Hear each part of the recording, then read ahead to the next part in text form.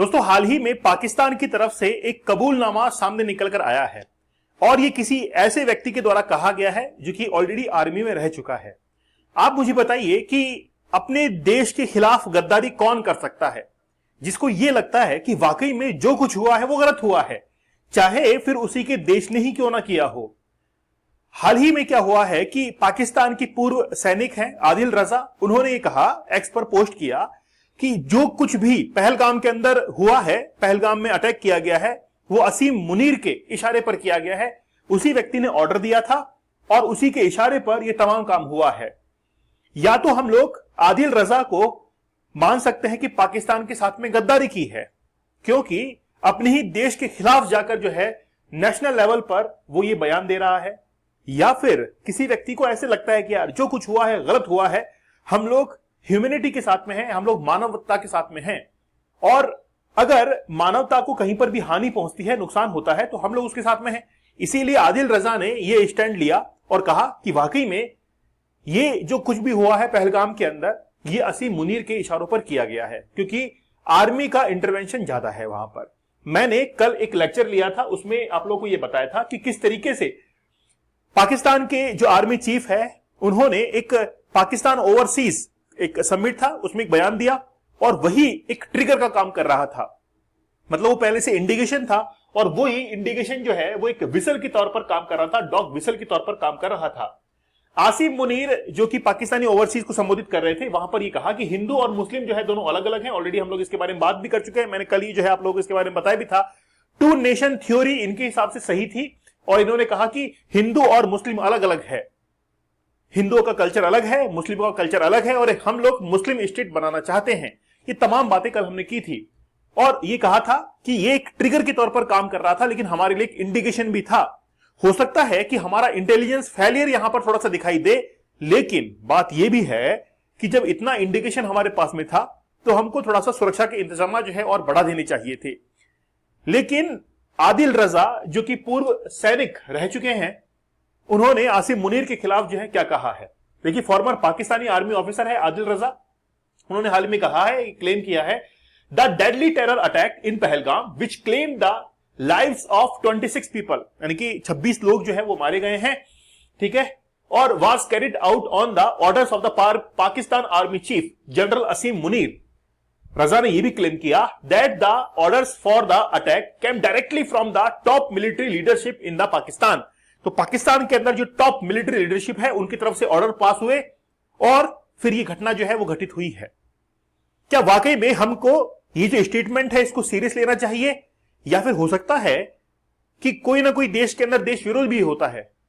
तो ये जो क्लेम किया गया है आदिल रजा के द्वारा, इसको हम लोगों को कितना जो है अच्छे से इसको जो है सीरियसली लेना चाहिए, पहले हमको उनकी एक्स पोस्ट जो है उसके ऊपर जाना पड़ेगा। आदिल रजा ने ये पोस्ट किया, इसमें कहा कि ये सब कुछ है, मैं आपको बड़ा इत्मीनान से जो है पढ़ के बताऊंगा, लेकिन सबसे पहले इनके उस प्रोफाइल के ऊपर चलते हैं जहां पर लिखा हुआ है from gun to a pen. मतलब पहले ये मिलिट्री के लिए, आर्मी के लिए काम करते थे, लेकिन अब ये राइटर बन चुके हैं, पेन इन्होंने थाम लिया है और स्टिल फाइटिंग, लेकिन लड़ अभी भी रहा हूं मैं। जब हम लोग इनके प्लेटफॉर्म के ऊपर गए तो वहां पर इनके जो फॉलोवर्स थे वो थे 1.6 मिलियन फॉलोवर्स।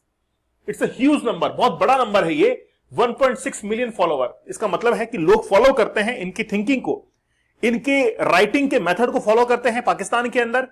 और जिस प्लेटफॉर्म पर ये लिख रहे हैं ये भी यूएसए का प्लेटफॉर्म है, एक्स प्लेटफॉर्म है। इसका मतलब है कि बात जो है वो नेशनल से इंटरनेशनल लेवल पर पहुंची है। तो इन्होंने कहा कि मैं जो है वो गन से पेन के ऊपर पहुंच चुका हूं। यहां पर देखिए क्या लिखा हुआ है, वॉर वेटरन इन्वेस्टिगेटिव जर्नलिस्ट। ठीक है, ये क्या है, एक इन्वेस्टिगेटिव जर्नलिस्ट हैं, इन्वेस्टिगेशन करते हैं। तो पहले तो आर्मी के अंदर थे, 370 को खुद फॉलो करते हैं और 1.6 मिलियन इनके फॉलोवर हैं। मतलब बात यह है कि ये जो क्लेम किया गया है इसको सीरियसली लिया जा सकता है और ये पाकिस्तानी नागरिक हैं। तो वो नागरिक अपने देश के खिलाफ तभी जाएगा जब लगेगा कि वाकई में कुछ गलत हुआ है। हम इनकी पोस्ट पर और बढ़े तो आदिल रजा इमरान खान को लेकर बहुत सारे ट्वीट्स करते हैं, इनके फेवर के अंदर हैं। साथ ही के अंदर जब इमरान खान आ रहे थे तो आप देख सकते हैं कि यहां पर एक गाड़ी है जिसके ऊपर लोग बैठे हुए हैं, इमरान खान इसके अंदर है और ये कह रहे कि भाई यहां पर लिखा हुआ तो उर्दू के अंदर है लेकिन मैंने इसको ट्रांसलेट किया तो ये कह रहे कि जय हो इस तरीके से लिखा हुआ है, वेलकम कर रहे हैं। और यहां पर ये जो लिखा हुआ है बोला खान आ रहा है, खान आ रहा है, ऐसा कुछ लिखा हुआ है। मतलब अभी वर्तमान में जो गवर्नमेंट है उसके खिलाफ है और इमरान खान के फेवर के अंदर है। साथ ही में इनके कई सोशल, जैसे ये इनकी मदर है, मदर के साथ में फोटो है कैफे के अंदर, और वहां पर कह रहे today the abducted my mother, tomorrow it could be yours. ठीक है, तो आप देखिए सोशल मीडिया के ऊपर कितना एक्टिव है। तो गन से लेकर पेन तक का सफर इन्होंने तय किया है। क्या लिखा है, बड़ा इत्मीनान से हम लोग पढ़ते हैं। ठीक है, क्लेम किया है it has now been confirm from highly placed sources, मतलब इन्होंने चीज कंफर्म कर ली है जो कि इनके हाईली प्लेस्ड सोर्सेज है, काफी कंफर्म सोर्सेज हैं in Pakistani intelligence, that the Pahalgam terror attack was carried out on the orders of the general Asim Munir. Asim Munir के कहने पर ही ये सब कुछ हुआ है। while the whole of the Pakistan is unaware of this abdicity and know nothing about it। ठीक है, तो ये क्लेम कर रहे हैं कि ये टेरर अटैक जो है असीम मुनीर के इशारों पर हुआ। दूसरा है, एक और लिखा हुआ है, अनदर पोस्ट है, इनकी दूसरी पोस्ट है, Pahalgam terror attack was an individual attack, individual act. ठीक है, carried out by the fascist. देखिए क्या कह रहे हैं, असीम मुनीर को फासिस्ट करार दे रहे हैं। रिसेंटली मैंने कुछ एक लेक्चर लिया था जिसमें फासिस्ट का मैंने जिक्र किया था। अगर आपका राष्ट्रवाद, आपका नेशनलिज्म जो है वो इतना ज्यादा हावी हो जाए कि आप लोग हिंसा करने से भी ना डरें, और वो जैसे डिक्टेटर होता है, अब जो डिक्टेटर होता है देश का, मैं आपको जैसे हिटलर है उसके एग्जांपल से आप समझ पाएंगे। हिटलर अपने देश के साथ में बहुत जबरदस्त प्रेम करता था, प्यार करता था, नेशनलिस्ट था, राष्ट्रवादी था, लेकिन क्या हुआ, अपने राष्ट्र के प्रति कुछ ज्यादा ही प्रेम हो गया और लोगों के ऊपर वो हिंसा कर रहा है, लोगों की सुन नहीं रहा है, अपनी खुद की चला रहा है, freedom of speech, freedom of expression सब कुछ खत्म कर चुका है, और ये दिखाता है दुनिया के सामने कि देखो मेरे से बड़ा कोई राष्ट्रभक्त नहीं है। That is called fascist.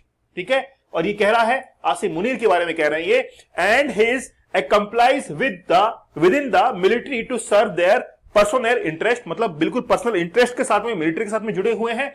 Therefore, the military occupied Pakistan cannot be held responsible for the actions of the single rough element within an occupying force। तो सीधा सीधा ही कह रहे हैं कि ये जो आसिम मुनीर है, इनकी विचारधारा फासिस्ट की है, और जिस तरीके से काम करते हैं वो थोड़ा सा कहीं ना कहीं आउट ऑफ ट्रैक जो है चला जाता है। तो इनके द्वारा क्लेम किया गया है और इसको वाकई में सीरियसली लेना चाहिए। 1.3 मिलियन फॉलोवर्स हैं, इसका मतलब है कि पाकिस्तान की जनता फॉलो करती है। नहीं, अब तक तो अनफॉलो हो चुका होता व्यक्ति। ठीक है, तो ये क्लेम किया गया है और इसमें ये बता दिया गया है कि ये पाकिस्तान का कबूलनामा है। पाकिस्तान ने, जैसे हमने कदम उठाया, पाकिस्तान ने उसका कंट्रोल सी कॉपी और कंट्रोल वी पेस्ट कर दिया उधर। यही तो किया हमने, जो कदम उठाए उसका कॉपी पेस्ट पाकिस्तान ने कर दिया। हमने कहा कि हम लोग इंडस रिवर का जो प्रोजेक्ट है, जो समझौता है, एग्रीमेंट, इसको तोड़ेंगे। ठीक है, इसके बिहाफ पर पाकिस्तान ने कहा कि हम लोग शिमला समझौता जो है उसको तोड़ देंगे। फिर भारत ने ये कहा कि हम लोग जितने भी पाकिस्तानी यहां पर हैं उनको वापस से विद इन 48 आवर्स, 48 घंटों के अंदर भारत छोड़ने का ऐलान करते हैं। सेम कॉपी पेस्ट पाकिस्तान ने कर दिया। तो हूबहू जो है भारत ने जैसा किया पाकिस्तान भी वैसा ही कर रहा है। खुद की तरफ से कोई दिमाग नहीं लगाया है ना। बंदर नकल करता है लेकिन खुद का दिमाग कभी नहीं लगाता है, इसलिए वो कौन है आप खुद अज्यूम कर सकते हैं। तो नकल में भी अकल की आवश्यकता पड़ती है, जरूरत पड़ती है, लेकिन जिसके पास में अकल नहीं है वो हूबहू नकल करता है। तो पाकिस्तान ने एयर स्पेस जो है वो भारत के लिए बंद किया और भारत की जो फ्लाइट्स हैं वो अब दूसरे रास्ते से जा रही है। हो सकता है कि थोड़ा सा फ्यूल कंजप्शन ज्यादा हो, कॉस्टिंग थोड़ी सी इंक्रीज हो, लेकिन हम लोग बर्दाश्त कर लेंगे। ठीक है ना, ओके। चलिए, शिमला एग्रीमेंट पाकिस्तान ने तोड़ दिया है। शिमला एग्रीमेंट में यह था, पहली बात तो यह है, जो कि 1972 के अंदर किया गया था इंदिरा गांधी और जुल्फिकार अली भुट्टो के बीच में। पाकिस्तान के लगभग 90,000 जो सैनिक थे इनको हमने वापस से लौटाया। ठीक है, और लौटाने के लिए शिमला एग्रीमेंट किया, तो फायदा तो इनका ही था, है ना। मतलब शिमला एग्रीमेंट इनके लिए था और यही तोड़ रहे हैं। मतलब उल्टा चोर कोतवाल को डांटे, कहानी तो ये हो गई यहां पर। तो ये एग्रीमेंट किया गया, हमने सैनिक वापस से लौटाए। इंदिरा गांधी ने कहा कि जो एलओसी है, जो लाइन ऑफ कंट्रोल है, उसके उस तरफ हम लोग पीओके मानते हैं और इस तरफ जो है हम लोग मानते हैं कि ये भारत है। तो उस समय ये भी डिसाइड हुआ था। अब अगर एलओसी को लेकर ये डिसाइड हो चुका था, तो अगर शिमला समझौता टूट चुका है तो ये एलओसी भी खत्म हो चुकी है। तो अब जो एक्चुअल लाइन बच चुकी है वो है रेड क्लिफ वाली। तो पीओके का कोई भी अब असर नहीं पड़ेगा।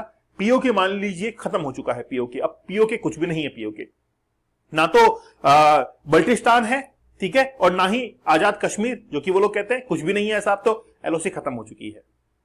ठीक है, तो अगर एलओसी खत्म हो चुकी है तो पीओके जो है वो पहले से वापस से अब भारत का हिस्सा बनने के लिए जा रहा है। और अगर आप लोग इस बात का समर्थन करते हैं जरूर मुझे बताइएगा। लेकिन अब जो है हम लोग कुछ बड़ा करने वाले हैं, ये बात तो तय है। मधुबनी के अंदर जिस तरीके से पीएम ने अपनी स्पीच को दिया, उससे साफ तौर पर जाहिर है कि कुछ बड़ा होने ही वाला है। ठीक है, चलिए, तो आप लोगों के लिए 75 डेज का हार्ड चैलेंज, आप लोग जरूर इसको ज्वाइन कीजिएगा। लाइफ चेंजिंग कोर्स है और इसकी मदद से आप लोग जिंदगी के अंदर सक्सेस हासिल कर सकते हैं। पोर्नोग्राफी देखना वाकई में आपके सब कॉन्शियस माइंड को डिस्टर्ब करता है। अगर आप अपने आप को आगे देखना चाहते हैं, सफल देखना चाहते हैं, जरूर इसको ज्वाइन कीजिएगा। चलिए मिलते हैं आप लोगों से अगले सेशन के अंदर, तब तक धन्यवाद, थैंक यू, जय हिंद।